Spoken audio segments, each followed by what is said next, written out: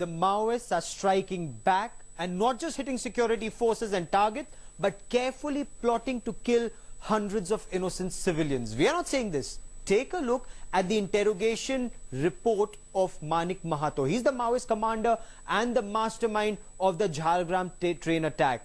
The aim of the attack on Gyaneshwari Express was to kill the common man and shake up the state. This is a Headlines Today special report.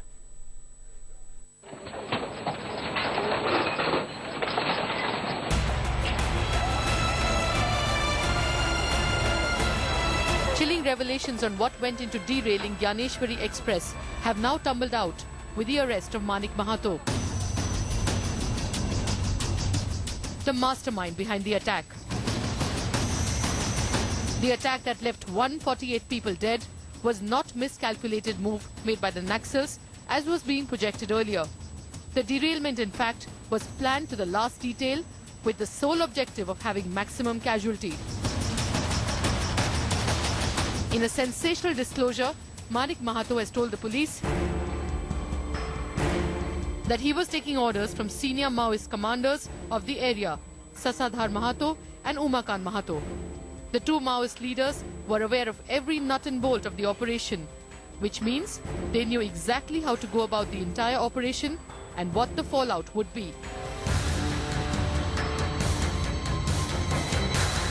Manik also told the interrogators that they forced local villagers who worked as track checkers to sabotage the tracks. And here comes the shocker. The railway tracks were sabotaged in a manner so that the derailed compartments would fall on the opposite track. They were well aware of the goods train that was going to come from the opposite direction immediately after Gyaneshwari derailed. They wanted the goods train to ram into the derailed Gyaneshwari Express. This, they knew, would ensure maximum casualty, maximum human lives.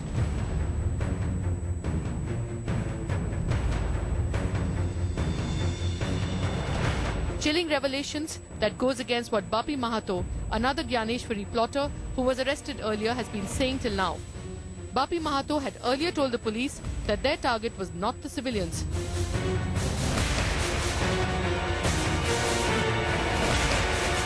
But the truth has now emerged with the latest arrest.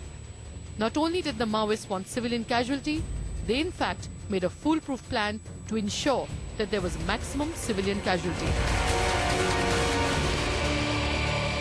The CBI now has to file the charge sheet within 90 days, including the 7 people it has arrested within 1.5 months of the investigation. Perhaps there's much more to be revealed in the interrogation, and join the dotted lines to get a complete picture. With camera person Prabir Biswas and Deven Tiwari in West Midnapur, Manogya Loiwal for Headlines Today.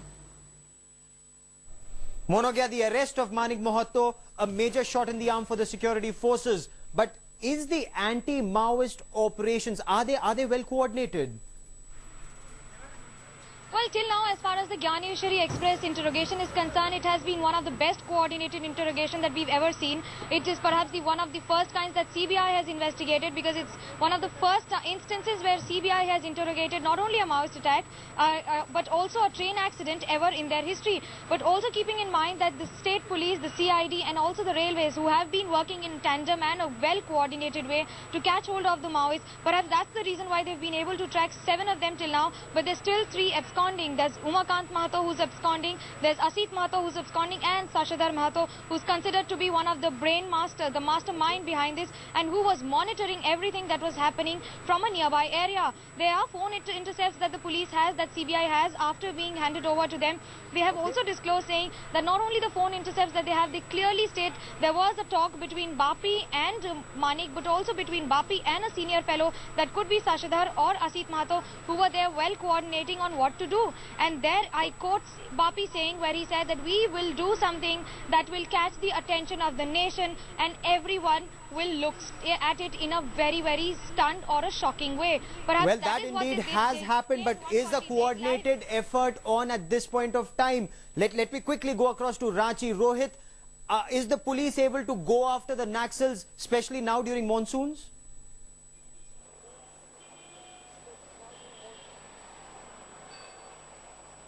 Definitely, Gaurav, after monsoon, the police is likely to go after the Maoists. But what exactly, if I could refer to the incident today, the Home Ministry had given a clear instruction that areas like Latehar were worst affected Naxal-infested areas, and there some sort of an incident could happen. The Naxals could do something big, and heavy security deployment was there in Latehar district. Despite that, a railway station was blown up. So that clearly shows that there is a lack of coordination as far as intelligence is concerned, as far as security is concerned. There is lapses. That coordination between the centre and the states, is it there? Is it there on ground? When we just heard the Home Secretary say that if the Maoists observe violence, they are willing to talk. And then we heard the Chhattisgarh Chief Minister making it abundantly clear that he was opposed to it. In fact, he took umbrage at the fact that the Home Secretary and the centre were even contemplating negotiations with the Maoists. So it's certainly evident that the centre and the states are not on the same page. And that perhaps is the biggest weakness of this anti-Maoist operation launched by Government of India and the states. There is no coordination between the centre and the states, between the CRPF and the local state police, which is leading to severe setbacks in these operations. This is one story we'll be tracking very, very closely, but that's all we have for you in this special. Many thanks for watching.